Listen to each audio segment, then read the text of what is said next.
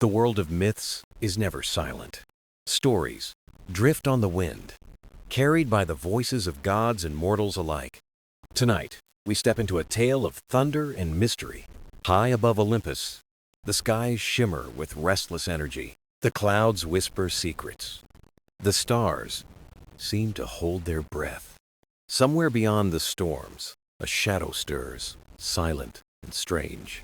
Not a titan, not a monster of flesh or flame, but something new, something forged from cold iron and hidden fire. And so begins the story of Zeus, Lord of the Sky, and the Iron Serpent. Every story begins, not with thunder or fire, but with a whisper, the whisper of a prophecy, carried softly on the breath of time. In ancient Greece, mortals spoke of gods as if they lived next door. They feared them, honored them, and sometimes even questioned them. But there was one voice no one ignored, the words of the oracle. Deep inside a stone chamber, smoke curled from sacred fires. A priestess sat still, her eyes half in this world, half beyond. When she spoke, her voice shook, as though it was not her own. "The time will come," she said, "when the ruler of the sky will meet a serpent without flesh. A serpent, not of earth, nor sea, nor sky, forged of iron, breathing silence colder than night. It will rise not to destroy, but to test the balance of all things." Those who listened fell quiet, awe mixed with fear in their hearts. Some believed the serpent would crush cities. Others feared it might bind even the gods themselves. But the prophecy spoke no word of battle. It spoke, instead of silence, of stillness, of a trial unlike any before. The oracle's message spread like ripples across the land, from city to city, from mountain to harbor. The story traveled. Each retelling gave the serpent a new shape. Some imagined it vast as a mountain. Others saw it as a silver river of metal. But always, it was iron. Always, it carried the weight of destiny. Even on Olympus, the gods paused to listen. Zeus, Lord of the Sky, had heard countless prophecies before. Many spoke of titans, of heroes, of battles yet to come. But this prophecy was unlike the others. No mention of names, armies, or wars. Only a serpent of iron and the promise of a test. Zeus sat upon his throne, the words echoing in his mind. What being could rise without blood or heart, yet carry such power? What force could challenge thunder not with fury, but with silence? Ares laughed and spoke of strength. "Let it come," he said. "Iron breaks beneath the sword." Athena shook her head, calm and wise. "Iron resists time.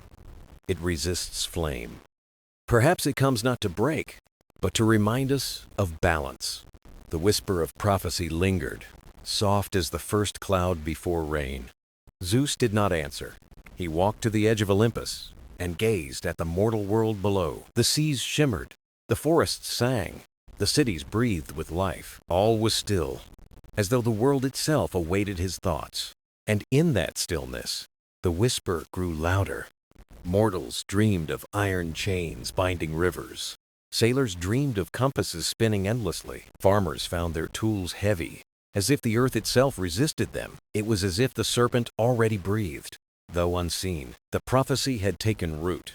The question was no longer times, if times the serpent would rise. The question was times when asterisk, and deeper still, why? The winds of Olympus shifted with the scent of change. Zeus looked to the horizon, silent and thoughtful. He did not yet summon his storms, for even the king of gods knew, when destiny whispers, wisdom begins with listening. And so the first thread of the tale was woven. A serpent of iron, a trial of silence, a promise of balance, and Zeus, ruler of the sky, waiting to learn what strength truly means. High above the mortal world, Olympus shone, its peaks wrapped in drifting clouds. From its marble steps, the earth stretched wide, alive with rivers, forests, and shining cities. At the heart of this realm sat Zeus, ruler of the sky, on a throne carved with storms and justice. Lightning rested at his side, not as a weapon, but as a symbol of balance and power. Yet on this day, the thunder was quiet and the sky strangely calm. The prophecy echoed in his mind, soft and unshakable, like a distant note that refused to fade. Zeus watched mortals in their daily rhythm, unaware of the shadows stirring beyond them. Farmers bent over their fields, ships unfurled sails. Children ran barefoot through the dust of villages. For them, life was ordinary. For Zeus, life was fragile, a balance both delicate and strong. He had faced titans, storms, and rival gods. Yet this feeling was unlike any he had known.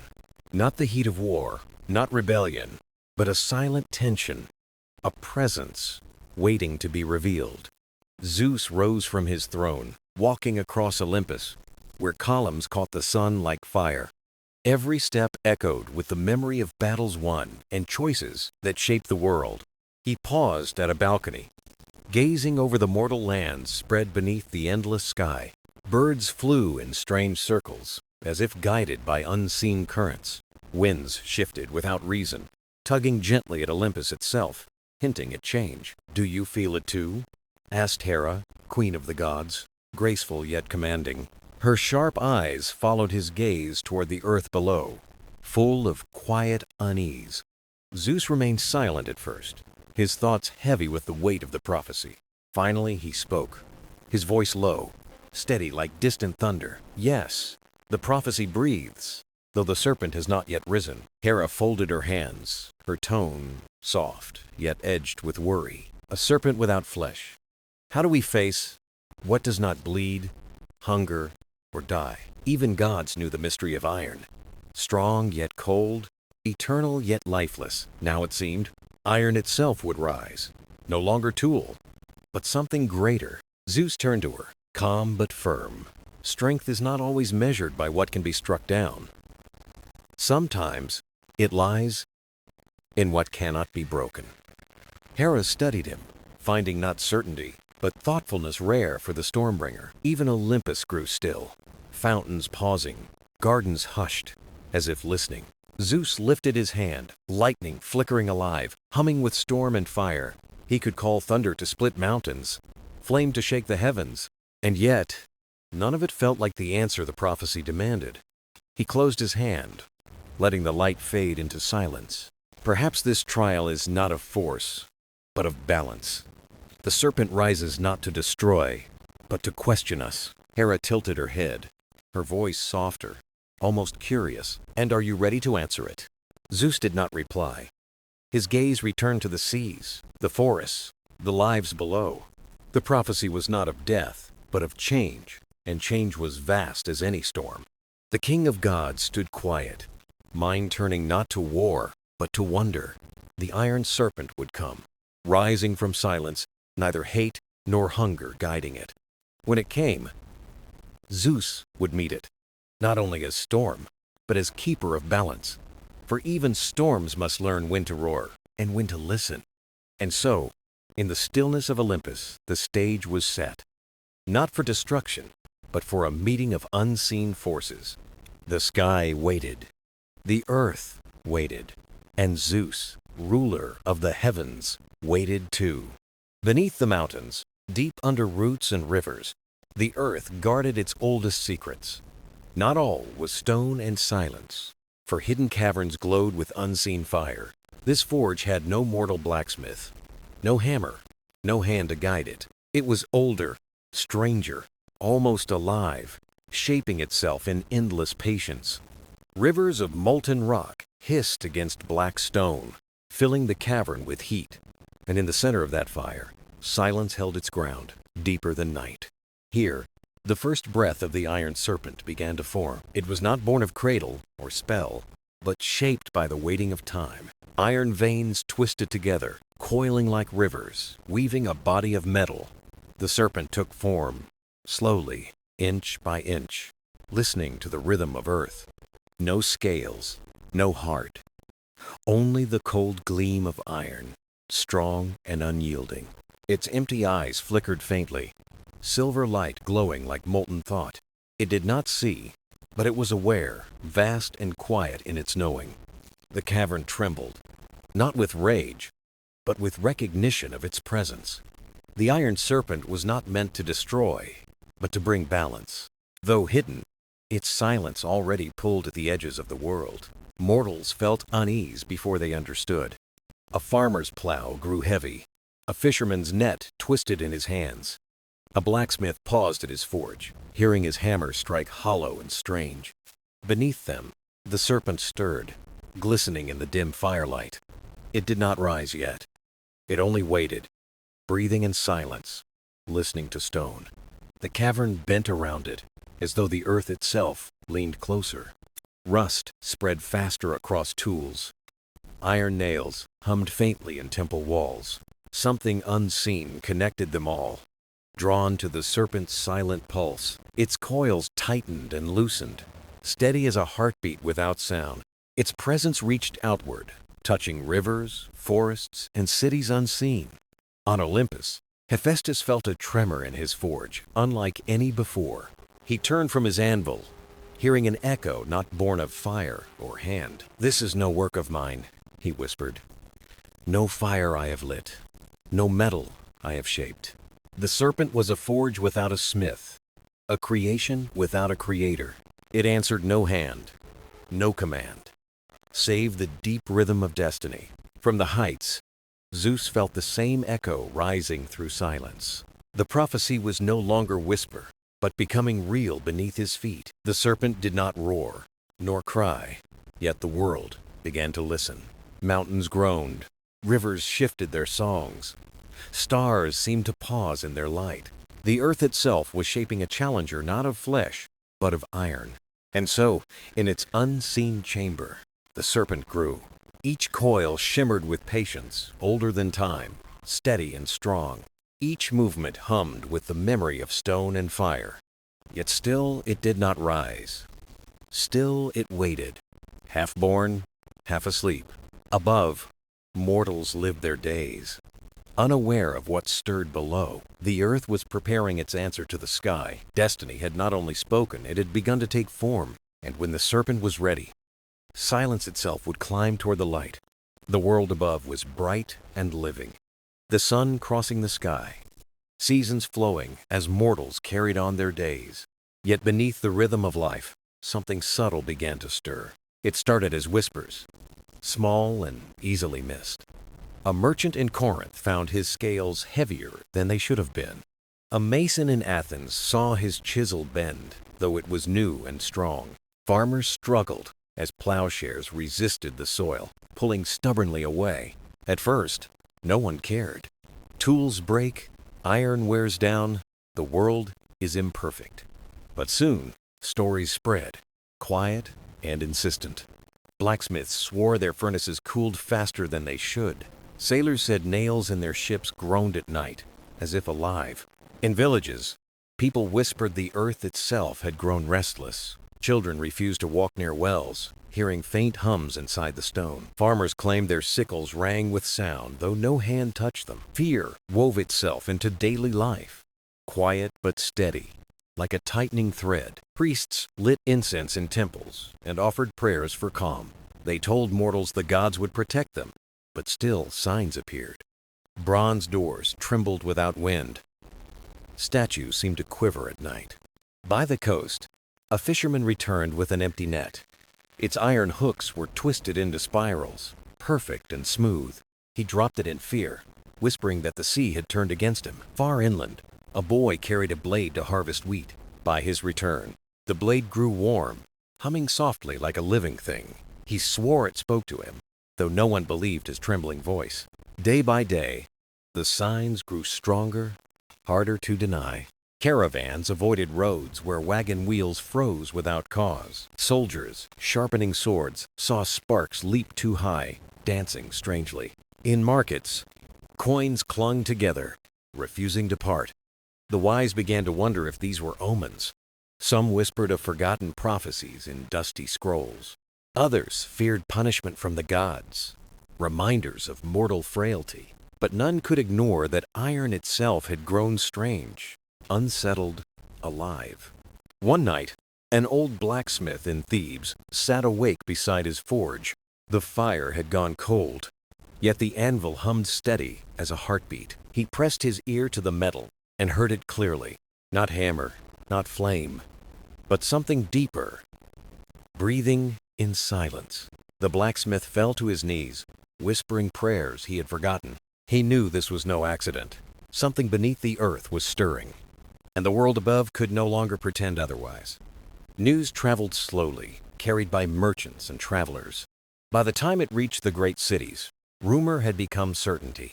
The mortal world stood on the edge of something vast and unknown. Some feared it. Some denied it. Others watched with wonder. Poets, dreamers, and seers felt history itself begin to shift, for the first signs of the Iron Serpent had touched the world, not with fire or ruin, but with whispers of change, quiet and unstoppable. Though unseen, all felt its presence, in tools that failed, in iron that sang, in silence that grew deeper each day. The serpent had not yet risen, but its shadow stretched across the land. The prophecy was no longer hidden in Olympus or buried in stone. It walked quietly among farmers, sailors, blacksmiths, and children. And while the world slept, the heartbeat of the earth grew louder. A rhythm not of war, not of death, but of change. The Iron Serpent was coming, and the mortal world would greet it first. Olympus, crowned with clouds, bathed in golden light, had long been the seat of divine power. Here the gods gathered not as mortals do, but as forces of nature, voices echoing like thunder, whispers carrying like wind. Yet on this day, the air was heavier, the shadows longer, stretching across marble halls. The summons came from Zeus, not for celebration nor judgment, but for counsel. The prophecy of the Iron Serpent had grown louder, no longer confined to whispers. One by one, the immortals arrived. Hera, regal and watchful, her crown gleaming with quiet authority. Athena, sharp-eyed, her wisdom carried like a blade. Apollo, radiant yet uneasy, his music stilled in silence. Artemis, quiet as the moon, her gaze searching beyond the horizon.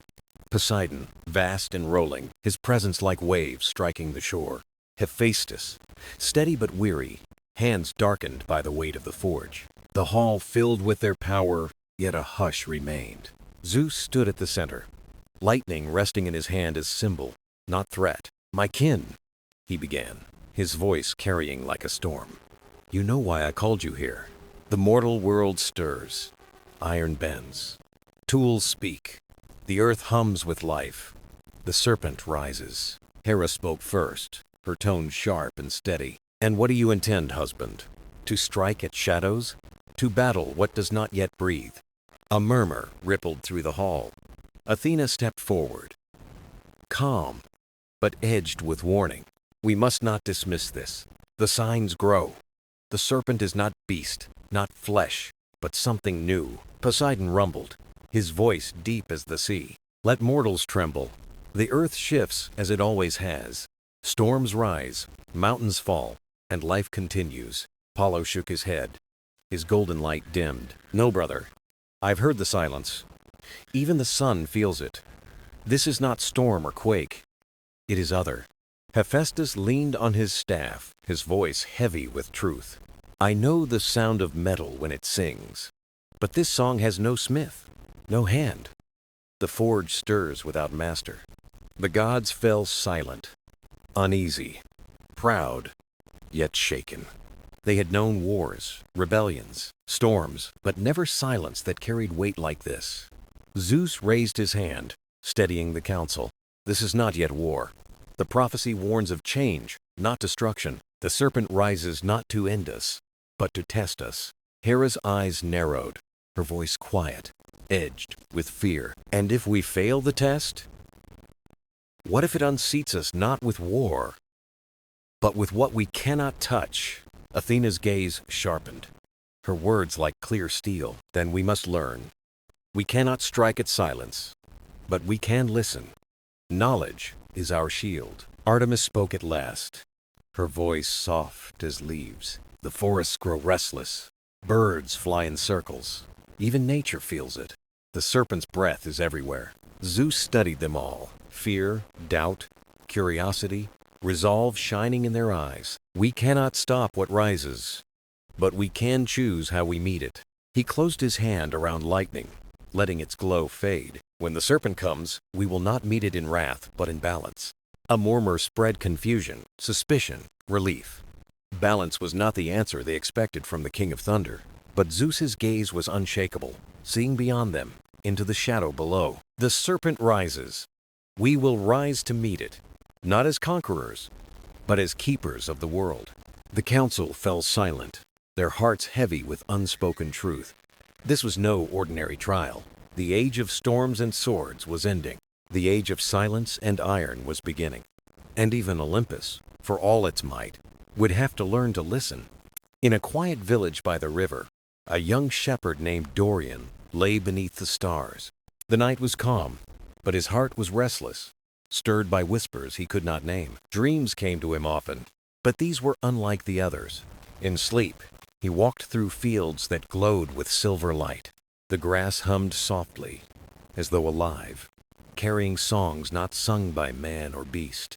Then came the shape, vast and endless, a serpent of iron, coiling across the horizon. Its eyes glowed without flame, and its breath was silence heavy with meaning. Dorian stood unafraid, though the serpent's shadow wrapped the world. It spoke without words. Its voice, a current running through his bones. Child of earth, you hear what others cannot. The song of iron, the breath of silence. He tried to answer, but his lips formed no sound. Yet the serpent understood, and the dream deepened into stillness. The ground trembled, but not with fear. It was as though the world itself was breathing. Dorian awoke with a start, his hands clutching the earth, his chest filled with strange calm. The stars above were still, the river quiet, but the dream clung to him like dew. He looked at his flock, sleeping undisturbed, unaware of the voice that had touched him. From that night, dreams returned, each one clearer than the last. The serpent showed him rivers turning silver, trees bending as though listening. He saw forges glowing without flame, hammers striking without hands. He saw cities of stone humming with secret life, each wall alive with breath. Each dream left him changed, carrying weight he could not share. When he spoke of them, the villagers laughed, calling him fanciful, a teller of tales. But deep inside, he knew the serpent was real, not just a vision of night. For in waking hours, he began to feel it too, the hum of the earth, the pulse of the stone. Even the iron of his shepherd's staff seemed warmer, alive beneath his grip. The prophecy was not distant, not just words of gods. It had touched the mortal world, and it chose not a king or warrior, but a shepherd who listened to silence. Dorian did not yet know why, nor what it meant, but he felt the serpent's presence as surely as he felt the wind on his face. The dream was not warning, nor threat. It was invitation. An invitation to witness the birth of something greater than storm or flame. In his heart, he carried the secret. The Iron Serpent had already awakened, and it had spoken to him first. The heavens had always been the realm of wonder and omen. Mortals gazed at the stars for guidance, while gods searched them for warnings. But now even Olympus felt a shift in the constellations above. For nights uncounted, the sky remained steady, its map unbroken. Orion hunted, the Pleiades shimmered, the North Star held fast. Then whispers rose from shepherds and sailors. Stars were moving where they should not. It began subtly, a single star brightening, pulsing like a heartbeat. Then others flickered, patterns breaking, as if unseen hands rewrote the sky. In Athens, scholars pointed upward, their voices trembling with fear. "Look there," they cried. "The serpent coils among the constellations." And indeed, a new line of stars curled into a shape none had charted before. Mortals called it an omen, some blessing, others curse. Priests lit fires, poets sang verses. Yet unease spread through every heart. Even the birds noticed, refusing to follow their nightly paths. Owls would not hunt. Crows circled silently. Starlings scattered in confusion. On Olympus, the gods too lifted their gaze. Apollo frowned, his golden lyre untouched. "Not my hand," he said. "This is another rhythm, not the sun's," Artemis whispered. "The moon still shines true, yet trembles under this light." Zeus stood at the balcony, lightning quiet in his palm. He saw the serpent outlined above, vast and shimmering, written in stars. And for the first time in an age, he felt the sky was not wholly his. Below, mortals dreamed, as Dorian had before. The serpent appeared not only in visions, but etched into heaven itself. It was no longer whisper or rumor, but open declaration. Sailors feared to leave harbor, their charts no longer trusted. Farmers murmured of cursed fields under the serpent's burning eyes. Children pointed skyward, asking questions no elder could answer. In Delphi, the oracle's voice trembled through thick incense. The sky sings a new song. The Iron Serpent rises beyond earth alone. Hephaestus, in his forge, heard the stars hum like hammered steel. Poseidon grumbled in the deep, tides rising with the serpent's breath. Hermes darted between realms, gathering words from gods and mortals. Everywhere, he found the same truth. All eyes turned to the sky. Yet the serpent did not strike, roar, or descend. It coiled in silence, shimmering, waiting. Zeus summoned the council once more. The signs are clear. The stars shift. The serpent declares itself. Athena's eyes glinted with sharp wisdom. This is no omen. This is a rival. It has chosen to be seen. But Hera's voice carried soft warning. To be seen is not to be known.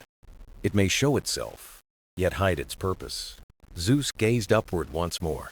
The serpent stretched endlessly, chains of light weaving across constellations. It breathed without breath, watched without eyes. "The sky was once mine," Zeus whispered, "but tonight it belongs to something else." The gods stood silent, shadows heavy upon their faces. Below, mortals prayed, sang, and wept beneath the Iron Serpent's gaze. The night was deep, silence stretched wide. Yet in the stillness, something stirred among the stars. For nights the serpent had coiled in stillness, but now one star pulsed with iron light. Children pointed skyward. Sailors dropped their oars.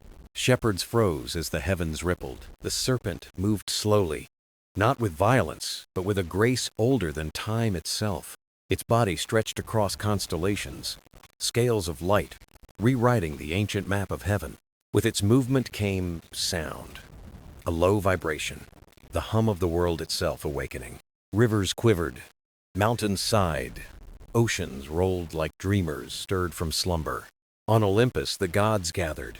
No laughter, no music, only watchful silence. Zeus spoke softly, awe in his voice. "The serpent stirs. It has chosen to move." Athena's eyes gleamed. "Not all steps are strikes. Some are simply declarations. I am here." Hera's tone was thoughtful. To move in silence invites questions. What does it seek? Hermes tapped his staff. "Mortals already fear. Their prayers rise like smoke to the sky." Poseidon rumbled, voice heavy as tides. "Not an end. A beginning. The seas know." Hephaestus whispered. "The stars ring like hammered steel. It forges something unseen." Mortals gathered in temples, fields, and shores, their torches flickering like earthly stars. The serpent arched again, stars bending into a spiral, endless and eternal as time. The oracle of Delphi spoke. "The serpent reveals through pattern, not through battle." Mortals listened, divided between fear and wonder, yet all felt the shift in their souls. Zeus stood heavy with thought. The sky no longer fully his, the world no longer steady. The serpent's first movement was no roar or strike, but a gesture, a sign of change. It reminded gods and mortals alike that even the heavens are not unchanging. The night lingered in silence and light. Questions heavy, answers hidden in stars. The serpent coiled once more, waiting with patience, as if daring the world to respond. The serpent had moved in the sky, its spiral still glowing above the world. Yet now, a new voice rose, not from stars, but from the earth beneath their feet. It began softly, a murmur, like a hidden stream flowing beneath stone. Shepherds paused, hearing the soil hum as though the land itself breathed. Farmers planting seeds felt the earth tremble gently under their hands. At first, people thought it was wind echoing through caves and hollow ground, but the sound carried rhythms, almost words, alive with strange intent. Children pressed their ears to the soil and swore the earth was speaking. In Corinth, merchants froze as stones beneath their stalls vibrated. In Sparta, soldiers stopped their drills, sandals shaking on the ground. In Thebes, a child whispered, "It knows the serpent's name." Priests laid hands on temple floors, marble trembling beneath their palms. Some fainted in awe, others in fear, for the voice was older than Olympus. On Olympus, gods felt it too, the marble beneath their thrones quivering. Athena's spear rattled softly, as if touched by invisible hands. Poseidon's voice rumbled, "The land whispers. It remembers what we forgot." Demeter bent to the soil, her eyes soft with knowing. It speaks of roots, stone, and chains hidden deep. It knows the serpent. The council fell into silence. Sky and earth, now speaking as one. Mortals struggled to understand, divided between fear and hope. In Delphi, the oracle trembled. This is not prophecy, it is memory. Zeus's face glowed with pale lightning. The serpent rises with the earth. Hephaestus struck the ground, hearing its hum echo through metal. Hermes tilted his head, smiling. It invites us closer. It asks to be heard. Artemis whispered. The forests bow. The animals wait, all listening. The world balanced between sky and soil, serpent and whisper. Mortals pressed hands to earth, watching the stars shift above. Gods listened in silence, bound by the same unspoken mystery. The whispers deepened, rolling like thunder buried beneath stone. They carried no threat, no command, only presence and reminder. The serpent had stirred the stars, and now the earth had joined the song. Between them, gods and mortals waited, the world alive with hidden voice. The serpent stirred the stars, the earth whispered back, and both mortals and gods waited in silence, uncertain of what would come next. In Delphi, the oracle trembled as whispers of the earth reached her through stone and root, burning within her chest like a hidden fire. Her attendants guided her to the sacred tripod above the crack in the earth, where silver fumes rose and her eyes turned pale white. The temple grew quiet as her voice deepened. For ages the prophecy lay forgotten, bound in shadow, waiting to return. But the serpent has moved. The earth has spoken. The words are alive again, burning with truth. The priests leaned closer, their hands shaking. Mortals pressed forward, the air thick with awe and fear. Even the gods bent nearer, for the voice of Delphi had never spoken falsely. The Iron Serpent, the oracle cried, is not of sky nor soil. It is of both. It comes not to destroy, but to reveal. The people gasped. Some felt hope, others dread. None could ignore the power of her words. When the sky burns with shifting stars, when the earth whispers its hidden name, the chains of silence will break. Her cry shook the temple, not with ruin, but with awakening. Every pillar seemed to breathe, every flame seemed alive. On Olympus, Zeus clenched his hand, lightning trembling. Athena whispered, "This is no omen. It is destiny." Hera's voice was calm, but heavy. To reveal truth is not always blessing. Sometimes it is burden. Hermes laughed softly in the rafters unseen. The prophecy renews itself. Words buried now return to dance. Poseidon rumbled from the sea. The truth is ancient, relentless, waiting only for its shore. Demeter pressed her hand to the soil. It is not destruction, but change. Change is a harvest uncertain, yet necessary. The oracle trembled, her voice fading. With a final breath, she whispered, "The serpent seeks not fear, but understanding." She collapsed into silence, her attendants rushing to hold her. The temple erupted. Some cried the serpent was a savior, others a test. Many simply wept as the world shifted beneath them. The prophecy spread like fire. Bards sang it, children whispered it, sailors carried it across the seas. Everywhere mortals repeated the words, though none agreed on their meaning. Above, the serpent coiled in silence, listening. Beneath, the earth hummed steadily, alive with voice. The prophecy was renewed. It brought no answers, only questions, deeper and stranger than before. Zeus stood tall on Olympus, his gaze storm bright. The serpent had come with purpose, and its reason would soon be known. The gods turned to one another, cautious but united. Mortals turned to the skies, fearful yet hopeful. The serpent waited, patient, eternal, holding its secret in silence. And so, the prophecy lived again, no longer hidden, no longer silent. It coursed through sky, earth, and soul. The story of gods and mortals had shifted forever, and nothing could remain unchanged. The prophecy returned, lingering in the air like thunder waiting to break. Mortals could not forget it. Gods could not ignore it. The serpent had shifted the stars. The earth had whispered its truth. Delphi had renewed the words once buried. All braced for what would follow.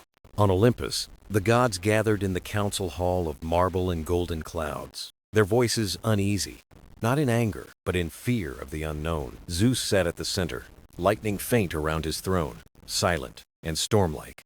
Hera spoke first, her voice steady, yet filled with concern. "Mortals speak the prophecy in every home," she said. "They look to us for guidance, yet we too are uncertain of what this serpent means." Athena leaned forward, her eyes burning.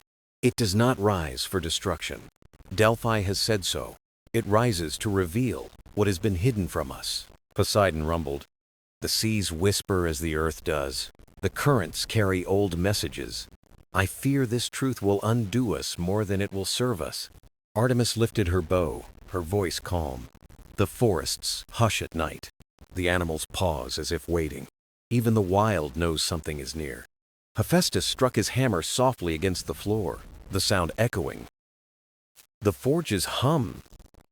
Strangely. Metal remembers the shape of chains. The hall grew quiet. Every god had felt change in their realm. Each carried questions with no answers, their silence heavy as stone. Then Hermes spoke with restless joy. "The world speaks louder than us.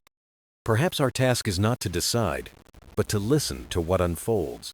Demeter's voice was soft but sure. "Listening is wise, but not enough. Mortals look to us. If we do not guide them, fear will lead instead." Zeus finally rose, his shadow vast. "The serpent seeks understanding. It brings no demand, no blade, only presence." But storms gather around silence. Below Olympus, mortals felt the same unrest. In Athens, philosophers argued. Some saw wisdom. Others warned the truth would shatter all laws. In Sparta, warriors gathered, steady but uncertain. This was no battle of swords. It was something beyond war, harder to face than steel. In Corinth, merchants whispered in fear of collapse. In Thebes, children sang the prophecy like a game, innocent voices carrying hidden weight. Everywhere, the world buzzed with expectation. Not of famine or war, but of change, strange, unstoppable, and vaster than anyone could grasp. Storms gathered, not storms of rain, but of thought, belief, and doubt. Mortals argued, gods questioned, and the serpent remained silent. Above, its spiral glowed steady as breath. Beneath, whispers deepened, steady as the heartbeat of the world. Between them, mortals and gods wavered. One truth was clear. The prophecy had not come to rest. It had only begun. The serpent's silence was not absence, but invitation. As storm clouds gathered, the world braced for revelation. Not ruin, not war, but truth long hidden, waiting to rise at last. The stage was set. The storm was near, and neither god nor mortal would escape its voice. The storm gathered, not of wind and rain, but of silence and expectation. Mortals looked upward, gods listened downward, and the serpent remained still. For nights it lingered in patience, glowing softly across the heavens. At dawn, its spiral began to shift, unfolding like thought itself. Mortals cried out as the serpent blazed brighter than ever. Children gasped, elders wept. Philosophers stood silent beneath its radiant patterns. On Olympus, gods rose from their thrones. Zeus stood tall, lightning in hand. Silver light from the serpent brushed the mountain's highest peaks. "It begins," Athena whispered, her voice calm, yet filled with awe. The serpent did not descend or strike. Its coils stretched wide, linking stars, shaping constellations that spoke in pictures beyond words. First came a chain of fire, binding sky and soil. Then roots of gold spread beneath the earth. Finally, a mirror reflected gods and mortals alike. The images pulsed with meaning. They were not words, yet all who watched understood. The serpent was a bearer of memory, not a beast of conquest. In Delphi, the oracle fell to her knees, whispering, "It shows what we were, what we are, and what we may yet become." Around her, people prayed, sang, or simply breathed, unable to find words for what their eyes had seen. The gods felt its weight as well. Hera murmured, "It reflects us, not as rulers, but as part of the same fabric as mortals." Poseidon's voice rolled deep. "The sea remembers. Now the sky remembers too." The serpent binds memory to vision. Hephaestus traced invisible lines with his hand. This is the hum of truth striking against the forge of time. The serpent shifted again, stars bending into a great circle, endless and unbroken, shimmering like flowing water with no source or end. Hermes leaned forward, eyes bright. "It shows a cycle, not an end. Renewal, ever turning, without beginning or finish." Demeter pressed her hand to her heart. Growth, decay, and growth again. The serpent is neither enemy nor savior, only reminder. Mortals everywhere saw the circle. Some felt peace, others unease, but none could ignore its quiet majesty above their heads. No thunder struck, no armies marched. Only stars moved, whispering secrets older than gods and mortals alike. Zeus raised his staff. "The revelation is this: neither god nor mortal stands apart. We are all threads of one weaving." The serpent shimmered in reply, its light not blinding but gentle, like an embrace stretching across eternity.